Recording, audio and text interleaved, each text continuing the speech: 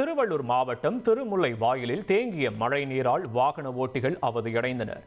MDH சாலையில் அனைத்து வாகனங்களும் ஊர்ந்து செல்லும் நிலை ஏற்பட்டது. அந்த காட்சிகளை பார்ப்போம்.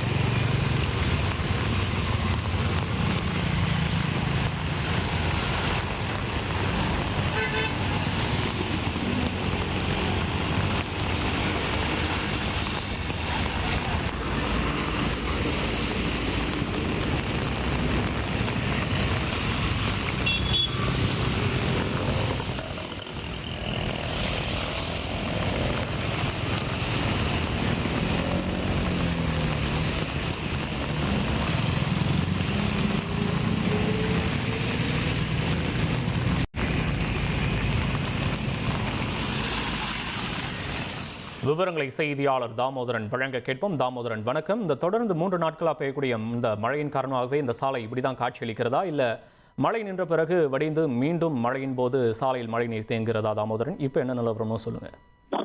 கண்டிப்பாக பாடி மேம்பாலத்திலிருந்து திருவள்ளூர் வரை செல்லக்கூடிய இந்த GTH சாலையானது மழை நீரானது சூழ்ந்து வாகனங்கள் செல்ல முடியாத அளவுக்கு அந்த மழை நீர் சூழ்ந்துள்ளது.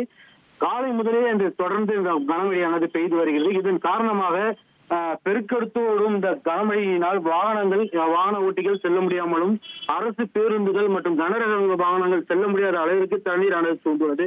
மேலும் இந்த சாலையில் அந்த தண்ணீரை வெளியேற்றுவதற்கு நெடுஞ்சாலைத்துறையினரும் அவ்வப்போது மோட்டார்களை வைத்து வெளியேற்றி வருகின்றனர்.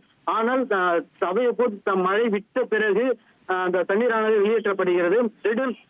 திரும்பவும் அந்த மழையானது தொடரும் போது அந்த தண்ணீரானது வெளியே செல்ல முடியாத அளவிற்கானது சூழ்ந்துள்ளது. இதனால் இந்த GTH சாலை முழுவதுமாக அந்த மழை நீர் சூழ்ந்துள்ளதால் வாகன ஓட்டிகள் செல்ல முடியாமல் வாகன நெரிசலும் ஏற்பட்டு வருகிறது. இதனால் இந்த மழை நீர் செல்வதற்கு வழிவகை செய்ய வேண்டும் என பொதுமக்கள் கோரிக்கை வைக்கின்றனர். உங்களுடைய விவரங்களுக்கு நன்றி தாமோதரன். இனி செல்லும் இடமெல்லாம் செய்தி.